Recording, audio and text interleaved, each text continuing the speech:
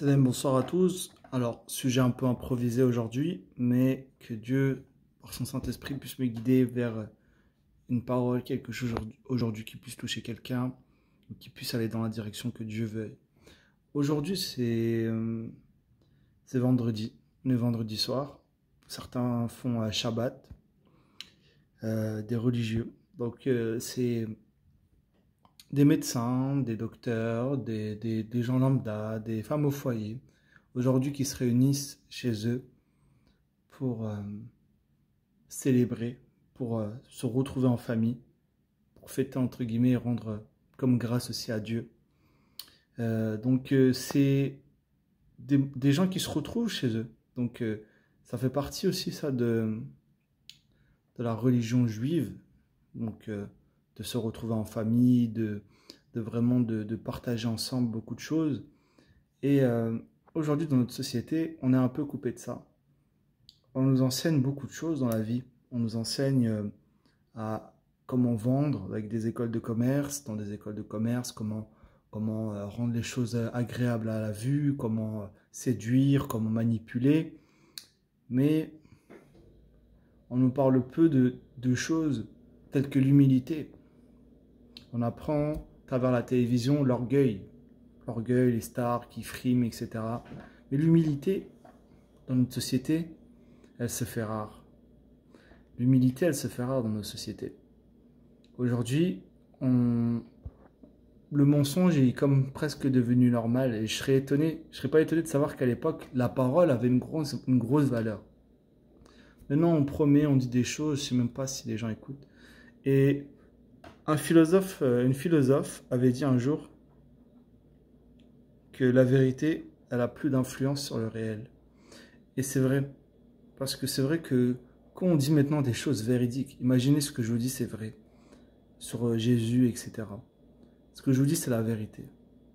Bah, les gens peuvent dire, ok, et alors? Mais nous, en tant que chrétiens, on est aussi amenés à partager un message de paix, un message d'évangile, un message comment dire, de ce que nous avons reçu, de ce qu'est notre relation avec Dieu.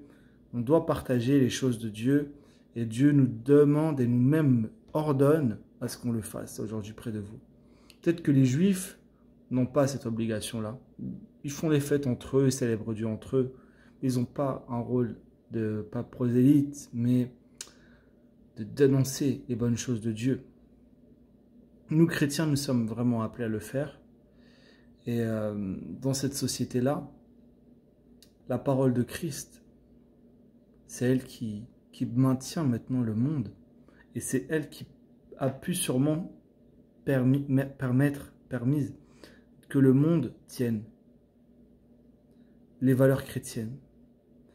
Parce que la notion d'aimer son prochain, la notion d'amour, de ne pas juger les autres, de pardon, de ne pas condamner, de miséricorde, de clémence, de patience, de relever, de pas de briser, de casser.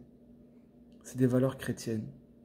Dans un monde où les chrétiens étaient dans un monde où il y avait les combats dans les arènes. Ils se faisaient bouffer par des ours, je sais pas si c'était des ours, mais par des animaux, etc. Ils se faisaient tuer.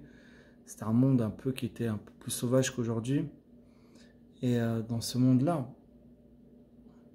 eux, ils étaient comme des agneaux.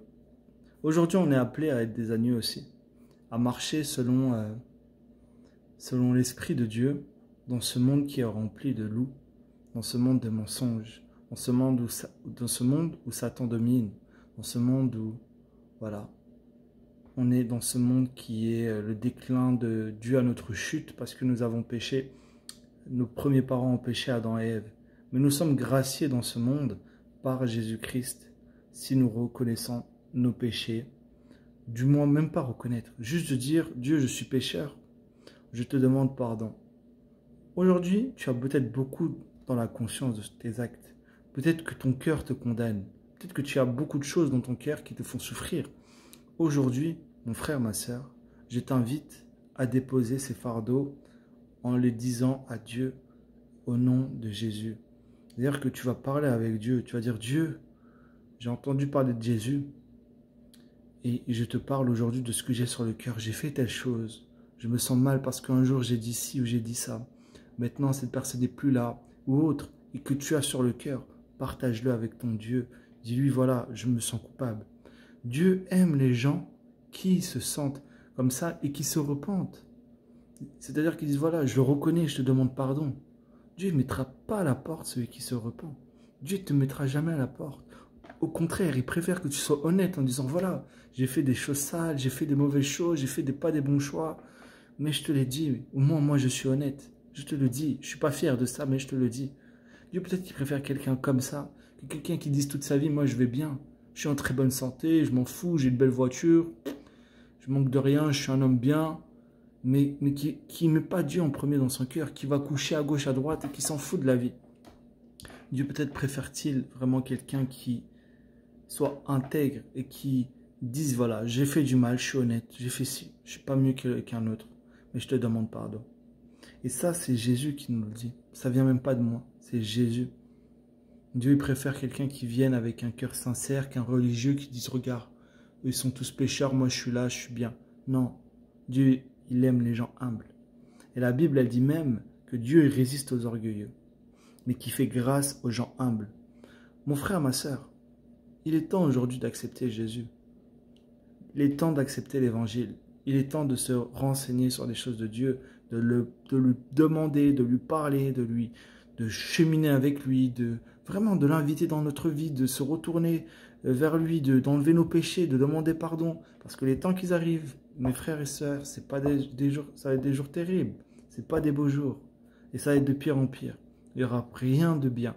Vous voyez bien qu'en France, Macron, tout ce qu'il nous sert, il sert les gens comme comment on appelle ça, une serpillière. Qu'est-ce qui reste de la France? Il dit des choses, l'inverse se fait. Il est tellement séducteur qu'il arrive même quand il fait des mauvaises choses à faire paraître qu'il est quelqu'un de bien et qu'il fait des bonnes choses pour le bien. Mais n'oubliez pas ce que disait Macron. Macron a dit, c'est en 2016, en avril 2016, pour une interview sur un magazine qui s'appelle La 3, ou La 3, et il disait qu'il n'avait pas le sentiment de faire un mandat, mais il voyait ça comme une mission. Et encore, qu'est-ce qu'il dit? Quand le journaliste, soudainement, lui pose la question, y a-t-il une notion de spiritualité? Que répond Macron à cette question après le regarder un peu comme surpris, comme peut-être étonné, et il lui dit, oui, il y en a une, il y en a une. Mais il ne parle pas de Dieu. Il dit qu'il parle de quelque chose de transcendant, mais qu'il ne parle pas de Dieu, quelque chose qui a existé, qui perdurera. Aujourd'hui, dans ce monde où Satan règne, dans ce monde de mensonges, dans ce monde où il ne choisit rien au hasard, Macron, quoi, il met un portrait derrière de liberté, égalité, fraternité avec un espèce de pentacle qui symbolise une marque. Il ne fait rien au hasard. Quand il parle de la bête de l'événement, elle arrive. Et croyez-vous qu'il le fasse exprès, lui qui est très fort dans la manipulation? Croyez-vous que Le Monde, le journal, doivent écrire un article qui dit que non, il ne parle pas de la bête de l'Apocalypse s'il ne parlait pas de l'Apocalypse? Bref, combien même il parlait de l'Apocalypse ou qu'il ne parle pas de l'Apocalypse, Jésus nous parle de l'Apocalypse et tout ce qu'il dit, c'est en train de s'accomplir à la lettre. Tout ce qu'il nous a dit, maintenant nous sommes en train de voir tout ce que ces paroles ont annoncé. Nous sommes en train de le voir en physique aujourd'hui. Parce qu'il était prophète et bien plus que prophète. Il était le Fils de Dieu. Quand il a dit que le temple serait détruit en Israël, le temple a été détruit après. Donc maintenant tout ce qu'il a dit, c'est en train de s'accomplir. Mais Dieu veut faire un grand miracle dans ta vie aujourd'hui. C'est que c'est la dernière heure. C'est la dernière heure. Et aujourd'hui, tu peux te rependre. Tu peux dire, Dieu, je te demande pardon pour toutes mes fautes. J'accepte le sacrifice de Jésus. Je te demande pardon. Sois baptisé. Repends-toi de ton ancienne vie. Tu vas peut-être tomber. Tu ne seras pas parfait. Mais l'idée, c'est de marcher avec ton Dieu, d'être réconcilié avec lui. Quoi de meilleur? Tu assures ta voiture, tu assures ta moto, tu assures plein de choses, tu assures ta vie, mais quand tu assures ta vie, tu n'assures pas vraiment ta vie, puisque tu seras mort, tu assures tes descendants. Et ta vie, assure-la vraiment. Ta vie, c'est ton âme, assure ton âme. Et l'assurance âme, elle coûte combien? Elle est gratuite. C'est le don gratuit de Dieu. Si tu acceptes le sacrifice de Jésus, tu seras en paix. Et déjà, il n'y a rien de mieux que d'être en paix avec le Créateur du ciel et de la terre. Si tu es en paix avec Dieu, tu peux dormir en paix. Parce qu'il a payé le prix, tu seras avec lui après ta mort. Pas de condamnation. La Bible nous dit qu'il n'y a aucune condamnation pour ceux qui sont en Jésus-Christ. Tu as la chance d'être en vie après ta mort. Et Jésus nous dit, celui qui croit en moi ne mourra pas même s'il meurt.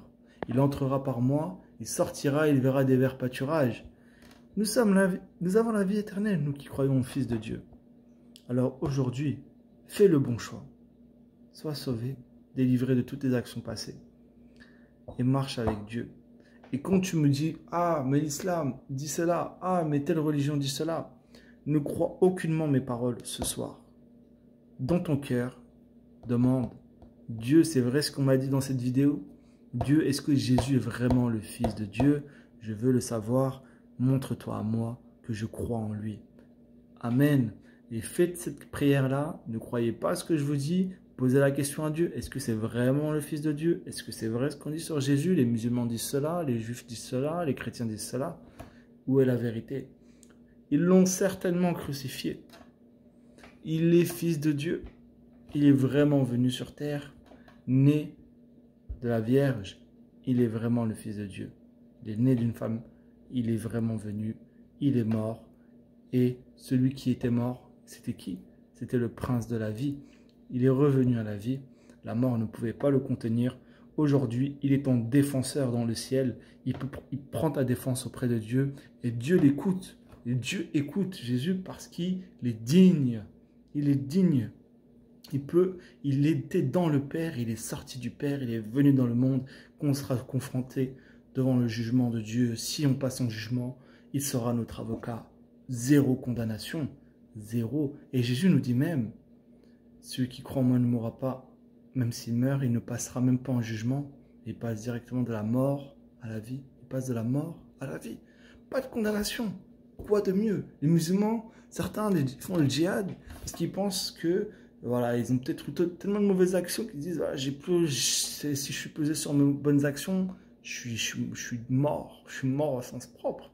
Alors ils vont faire un djihad, ils vont tuer, ils disent voilà, comme ça moi j'aurai la vie éternelle. Et moi je te parle de Dieu, qui est amour, qui te donne le souffle, qui fait briller son soleil sur les gens mauvais et sur les gens bons, qui fait pleuvoir sur les gens mauvais, mais sur les gens bons.